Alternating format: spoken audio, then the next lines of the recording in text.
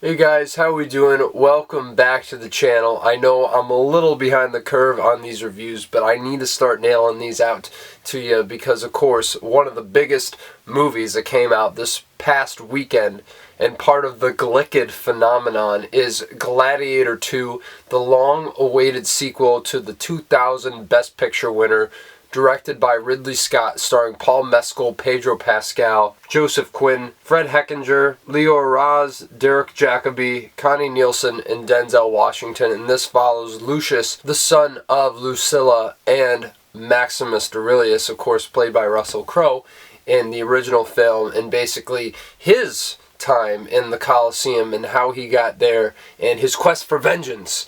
And this movie obviously had a lot riding on it because the first one is a very, very beloved film. Now, I will be, very upfront and say that it's never been a film that I've particularly held in high esteem as some other people that I know. And, to give it Best Picture, I don't really know if it should have won, to be honest, though it is a very, very good film.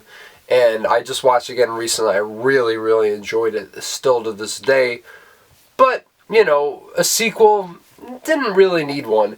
And I think after watching this movie that is very evident, because this film basically follows a lot of the same beats as the original, but without any sort of depth that the original did have. And that was my biggest issue with it, even though there's so much, lavish costume design and production. Oh my goodness, they literally build Rome from the ground up, and the Colosseum, everything you could think of. It is astounding.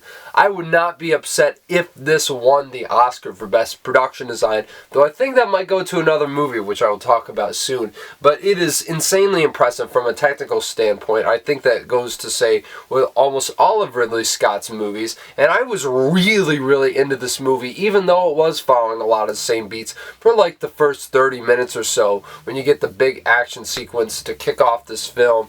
It was really, really enjoyable, and I was appreciating the scope, the epicness of the action set pieces, and yeah, I was really, really getting involved. And then the CGI monkeys showed up, and I was like, ugh. I mean, look, to give credit where credit's due, I have seen that is what monkeys look like when they're shaved, but why do they look like that? It is just really not a great effect, and it just took me out of the movie completely. And that's when I got really worried. I was like, oh no, am I not going to like this movie? But I'll be honest with you, there was a lot to enjoy about it on a very surface level, because Ridley Scott quite literally jumps the shark with this one. I mean, there are sharks in the Colosseum, and that is not a joke. And you have to think about how improbable that is, and maybe some people just want to turn their brain off and watch this movie. But I think the first one, even though it's not my favorite film, I think there's more to it than that. And so I was really kind of taken out in all those moments and not able to buy into it at all. But luckily, a lot of this movie is so entertaining that I think when it does start to do its own thing outside of the monkeys and outside of the sharks, I really do think it is quite worthwhile. There are some interesting politics going on, nowhere near as interesting as the first film, of course, with Pedro Pascal's Acacius, who I thought was quite good in this film. I think his character is one of the absolute best in the entire narrative, and I think Connie Nielsen gets a lot more to do as Lucilla this time around. I thought she was pretty great in a lot of the scenes that she had. And of course, there are a lot of standouts from this cast. Joseph Quinn is really bringing his A game, and he's proven himself to be quite great in a lot of things recently. I just, loved him in A Quiet Place day one, even though I wasn't huge on that movie. He was great in it. And I think he continues that streak. But in this film is a very over-the-top, emperor. He said he based it on Beavis and Butthead and some other character. I forget. Probably Joaquin's character from the original. But I did enjoy watching him on screen. But I really think the main standout everybody's going to be talking about from this film is Denzel Washington, and he is having the time of his life in this role, a very devious one at that. He's always plotting and scheming, and just every single look that he gives, you can tell that there's so much he is processing and trying to formulate in his head, and it is a very fun performance. Now, do I think he deserves to get his 10th Oscar nomination for it? No, I mean, I don't really see it on that level. But look, Denzel will do what Denzel does, right? And we can't really complain about that. He's one of the greats in the acting field. But I don't know. I think that there's much more awards-worthy performances. As entertaining and as somewhat scene-stealing he is in this, I just don't think it's quite to that level. But if it happens, you know, whatever, it's Denzel, so I'm not going to be surprised. And he would be the first black actor to receive over 10 Academy Award nominations, or to receive 10 Academy Award nominations, in fact, for acting. So that is really impressive nonetheless, and so maybe for the historic stat, that is fine. But even so, he is definitely the standout in this film. I think everyone can agree on that.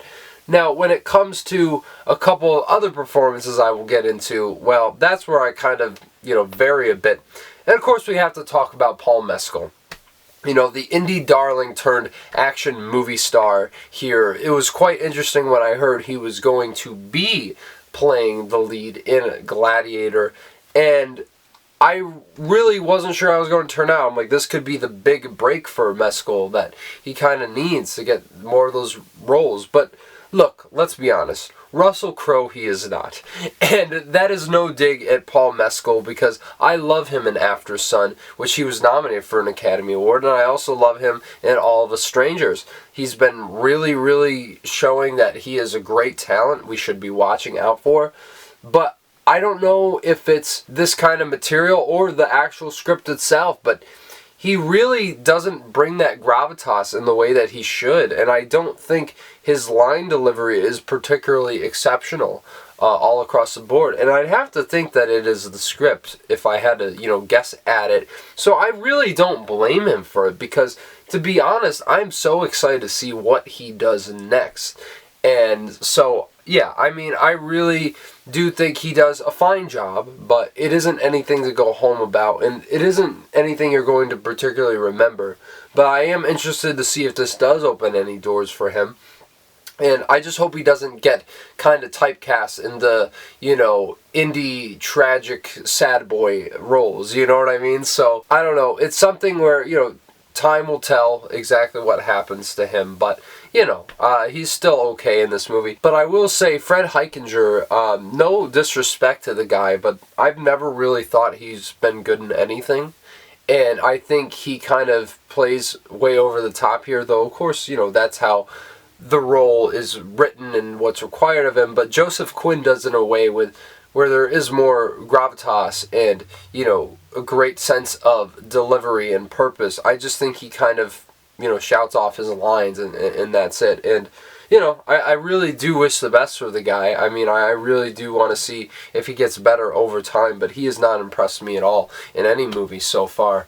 But, you know, it's such a, I wouldn't say a small role, but yet again, it is just a small complaint in a film that is just vastly inferior to its original in every single way. It doesn't have anywhere near as much of intrigue as the first one does. And even though, yes, it does have its great scenes, it is just so devoid of any substance for the most part that it feels like it could have just been made by anybody. But yet again, there's so much craft that went into this that I have to respect at the very least, and it's definitely an entertaining movie. I was, in fact, entertained. And so, on that note, I'm going to give Gladiator 2 a 6 out of 10. Definitely go see it if you're, you know, interested. Go see it on the biggest screen possible if you can. Watching in IMAX was a treat to behold.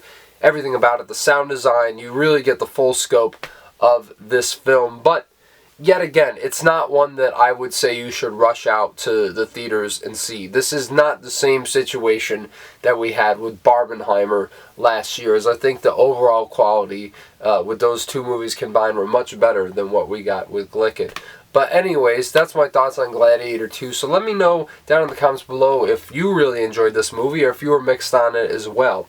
But yeah, definitely would love to hear what you say. And please smash the like button, subscribe to the channel. The next review up, of course, has to be Wicked, directed by John M. Chu. And I'm very, very excited to talk about that one with you guys. But until then, you guys take it easy, and I'll see you later.